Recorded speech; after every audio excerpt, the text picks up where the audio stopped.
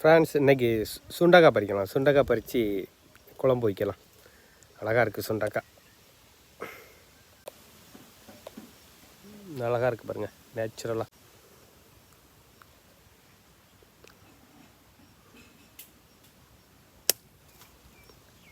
இது கொஞ்சம் பிஞ்சி, இது விளைஞ்சது நல்லா முத்துறது. இது பறிக்க விடா, இது நல்லா இருக்காது.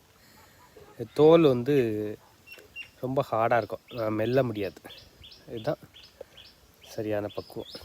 இருக்கு பாருங்கள், ரொம்ப நல்லது வயிற்றுக்கு. இந்த செடியெல்லாம் தானாகவே வளர்ந்து அதுவாக காய்ச்சி இவ்வளோ காய்ச்சி கிடக்கு பாருங்க.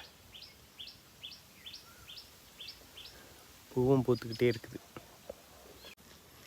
பூவும் பூத்து நல்லா அழகாக இருக்குது.